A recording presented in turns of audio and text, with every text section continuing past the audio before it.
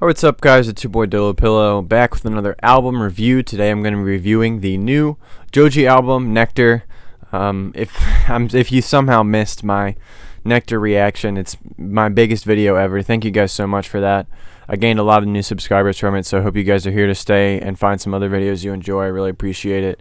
So yeah, I'm going to break down the album, give it a rating, talk about my favorite songs and stuff. So let's get it started.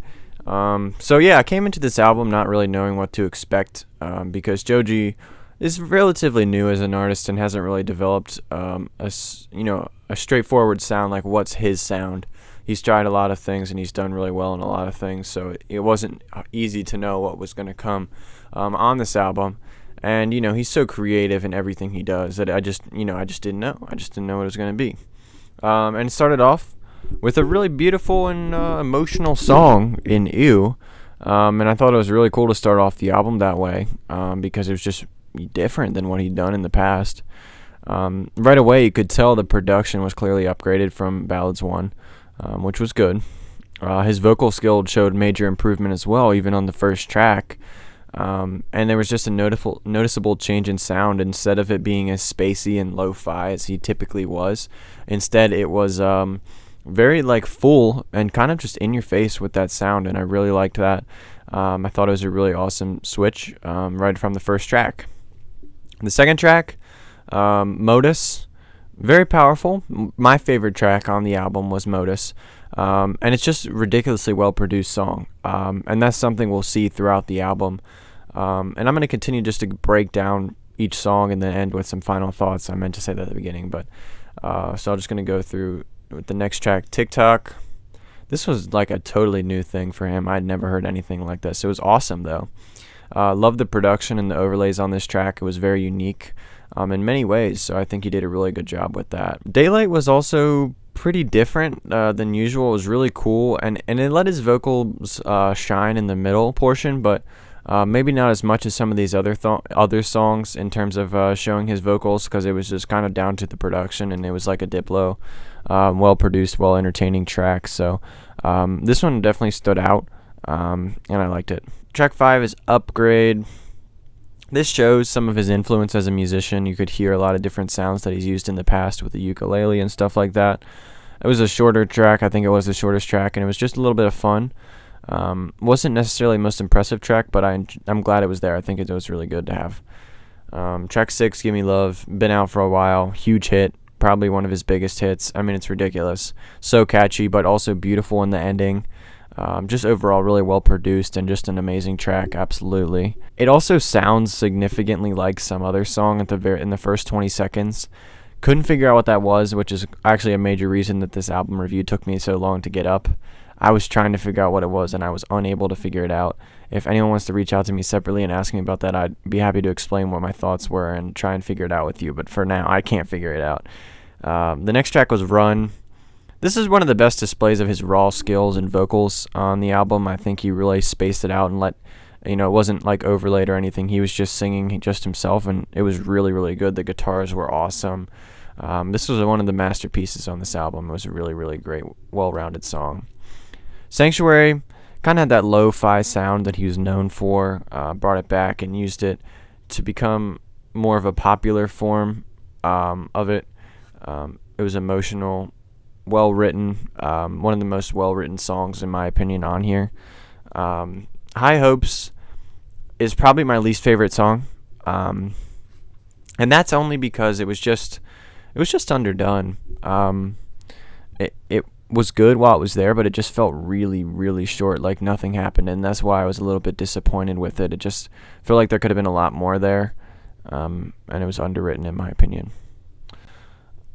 Nitrous, super vibey, definitely gives that car ride vibe that he's says in the song as well, and it's just a really good production again. The juxtaposition of sounds on this song are very interesting. The way he uses high vocals and low vocals on it to right next to each other, super cool. Makes it another level up from what it would have been without that. So that was really cool to see. Pretty Boy is really, really fun. I like the addition of the sub bass a lot too. Had that Pink Guy vibe to it, which he was, that's what I heard of when he back when he was Pink Guy. That was the first music I heard from him. And actually a great Lil Yachty feature. I have been pretty critical of Lil Yachty in the past, and he did a good job. I won't deny it. He did a good job. Normal People has that lo-fi kind of hip-hop crossover there, kind of like a R&B type of sound. Good sounds. Not a lot of substance on this one. Wasn't a lot of singing, not a lot of lyrics either. It sounded good, just wasn't a lot there, that's all. Afterthought is really chill. Definitely great vocal skill, especially from the feature from Benny. There could have been more here as well, I think, just in terms of writing and lyricalness, but it definitely portrayed a good emotion. Mr. Hollywood's very emotional. Amazing production on this one. And this is one of the most well-rounded tracks, if not the best overall track technically, based on all the things that he was able to pull off on that song. He did a really, really good job with that to work so many different elements into. This was another one of those masterpieces on here. 777 is really, really unique. I don't think I would have ever expected to hear this from Joji, but I loved it.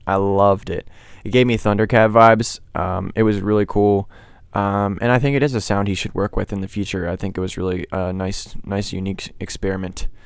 Reanimator is really cool, but it does not feel like a Joji song at all. Even his vocals don't really sound like him. So it's not to say that it's a bad song. It just feels weird that it's on here. That's all. But I do like the song. It's definitely good. Like You Do. So emotional and beautiful. Really love this track. Well written, one of the best written songs. It really does a good job of portraying the emotion and telling a story. Really, really good track. And the final track, Your Man, it's kind of interesting. It's got a dance vibe, and I think that's good for it being the last track. It also has amazing production as well. It's a very interesting track. I think it was a good choice to be the last track, though. I think it wrapped it up pretty well. So, my overall thoughts on this album. I liked it a lot. I think it's one of the best listens, most enjoyable listens I had on an album this year. I really liked that about it. However, it's not super cohesive. It feels more like a collection of songs rather than an album. And if you know my channel, that's how I review albums. I look for a cohesiveness. I look for something that makes this, about the album and not just the songs. I'm not sure I'm hearing it from this. It could be there. It definitely could be. I'm not going to, say Joji wasn't. That's not beyond Joji to do that. I just don't hear it right away. It might be a little deeper than I was looking for, maybe. But well-produced album. Out of the box thinking on several tracks. And there's just lots of amazing moments and songs. A really great listen, like I said. And the only other thing that I have negative to say about it is it's slightly underwritten. I think I want to hear more from Joji lyrically in the future. He obviously has vocal skills like no other. But he does need to add some more lyrics to make things a little bit more memorable, because the most memorable moment from this track is him saying, gimme love, gimme love, and that's not really that lyrical. I just do want to remember something a little bit more lyrical, and just to add to that emotion that he's trying to portray. So my final rating for this album is going to be 8 out of 10. For some people that might seem low, but for me that's pretty high. I've only rated about 7 or 8 albums this year above that. So it's definitely respectable. I really like the album. I think it's really good. But I just, there are things to improve on. I don't want to set the bar too high. I don't want to just be like, oh, it's a 10 out of 10. Joji can't do any better, because he absolutely can.